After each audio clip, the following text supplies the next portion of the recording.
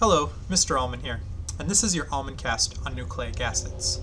There are actually dozens of different types of nucleic acids found within the body, but there are two important forms that we will distinguish between in this video: the structure and functions of both DNA versus RNA. All nucleic acids provide information storage for all living things, as well as some non-living things like viruses. They're comprised of carbon, hydrogen, oxygen, nitrogen, and phosphorus. The two flavors are DNA and RNA, which we'll compare in a moment. But for both, they are polymers, the polymers consisting of monomers called nucleotides. And any one nucleotide always consists of three parts: a phosphate, which is an inorganic polyatomic ion consisting of a phosphorus atom with bound oxygen atoms that's negatively charged. Secondly, it has a pentose sugar, which means that it has a 5-carbon sugar, which varies depending on which type of nucleotide it is. And then finally, a nitrogenous base. So there are 4 different types of bases in both DNA and RNA, but they don't have a consistent type. What is significant for you to understand for nucleotide structure is that the phosphate group with that central phosphorus atom is bound to the 5th carbon of that pentose sugar.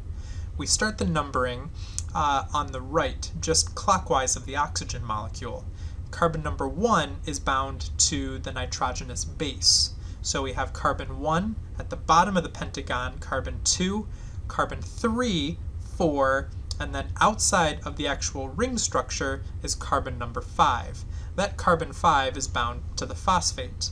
That phosphate can then be bound to another nucleotide when DNA forms a polymer, which I'll come back to in a future slide.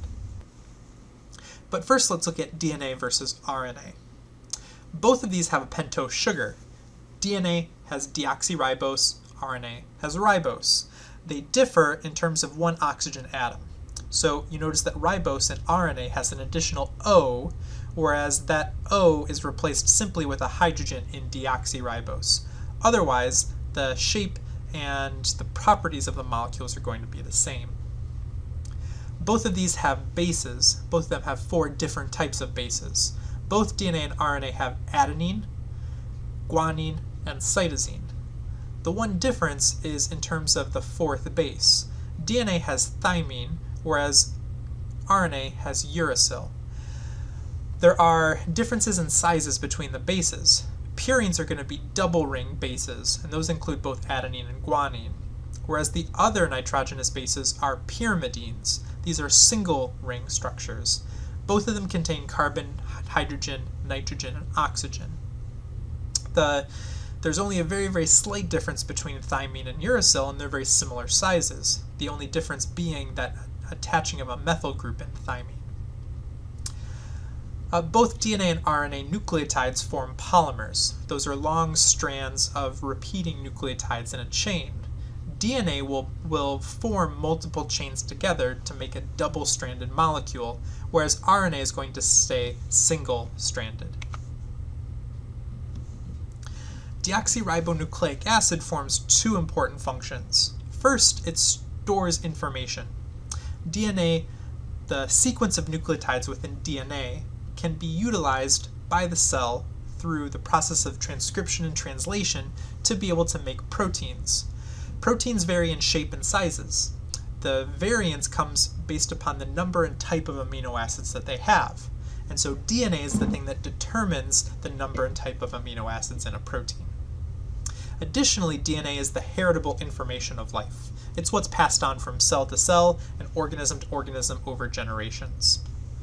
The structure of DNA consists of 2 chains of covalently bonded nucleotides.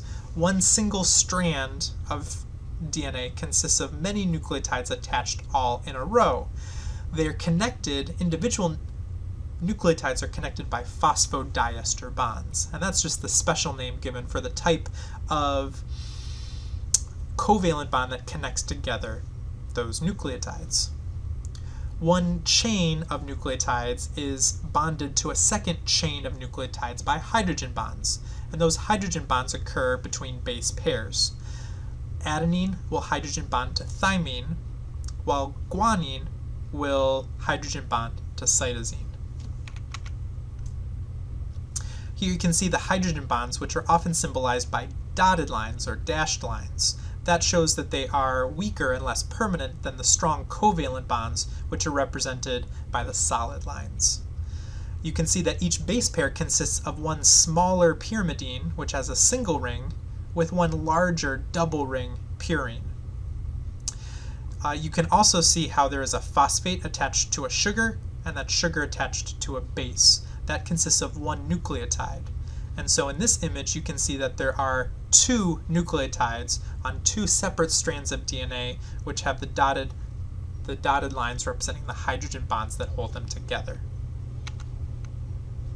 Some properties of DNA that are important. Each strand has a sugar phosphate backbone. So the solid line, the stripe that makes up kind of the outside of the spiral staircase, is made up of a repeating pattern of a sugar, then a phosphate, sugar, phosphate, sugar, phosphate. Because that strand is really a bunch of nucleotides attached together, and it's the sugar phosphate that provides that kind of the outermost backbone that holds together that DNA strand. Bases are paired together, not within the same strand, but bases of opposing strands are going to hydrogen bond. So those hydrogen bonds are weaker, and so therefore the addition of heat or a change in pH can cause two strands of DNA to break apart, because those relatively weak hydrogen bonds can allow the strands of DNA to separate from each other.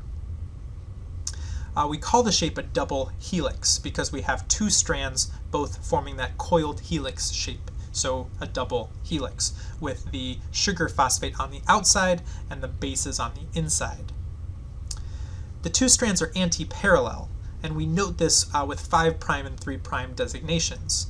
That 5', the 5 with the dash, is referring to the 5th carbon on the deoxyribose versus the 3' being the 3rd carbon on the deoxyribose. So as we look at, we may note the 3' and 5' end, and if we were to zoom in and look at the chemical structure of the sugar, we would find that that 5th extra carbon is sticking down and exposed on one strand. And if we follow that strand all the way up to the top, we see that the 3' or the 3rd carbon on the deoxyribose is exposed. When we go to the opposing strand, it's the opposite orientation. On the bottom here, we see the 3rd carbon, the 3' end, is exposed at the end of the strand, and if we follow that strand up to the top, we find that the 5th carbon, or the 5' end, is exposed and sticking off the top on this end. So if we look at it, if we think of the direction here, that anti-parallel means that the sugar phosphate backbone is running in opposing directions on the two strands within DNA. Because of the phosphate group, which is negatively charged, DNA as a whole, as a molecule, has a negative charge to it, and that will be important when we analyze DNA later in the unit. It's extremely long. It's really, really, really big. It is infinitely long, but we find that it is many tens to hundreds of millions of base pairs long, each base pair representing one set of nucleotides. So in order to be able to fit that into a nucleus, it needs to go through a very, very dense coiling process in order to be able to allow it to actually fit down into the nucleus. We start with the double helix, which is then going to be coiled 2 times around a set of special proteins called histones. Those histone proteins are going to make up the protein component of chromosomes. So we have nucleic acids and proteins. Once it's coiled around, those proteins will hold the DNA in place, which will help to prevent it from getting too tangled within itself as it packs into a chromosome. Then those coils of protein-bound DNA are then going to be supercoiled in order to be able to make up the chromosome as a whole. So we have the DNA double helix coiled around histone proteins, and then those coiled clusters of DNA and proteins supercoiled to be able to make up the structure of a chromosome. So by having this kind of multiple layers of being able to fold up and coil that DNA then allows those very long molecules to fit in a small, reasonable amount of space within a cell. In comparison to its DNA cousin, RNA is much, much more varied, both in its structure and in its function within the cell. We'll look at three main types of ribosomes in this unit, and all of those are going to relate to the function of RNA and being able to take information from DNA and use that to build proteins. There is messenger RNA, which is a copy of a short sequence of DNA that leaves the nucleus and goes out to the ribosome. There are transfer or tRNAs, which find and bring amino acids to the ribosome. And then there is ribosomal RNA, or rRNA, which is going to make up much of the structure of the ribosome itself. And so we have these three types of RNA which all serve in some fashion to help the cell to be able to make proteins using the DNA template. And so we see the central dogma of biology, which is that DNA can get converted under most circumstances into RNA. RNA can then get converted into proteins. And so information is going to be the key role of nucleic acids within the cell. Thank you for watching, and please let me know if you have any questions.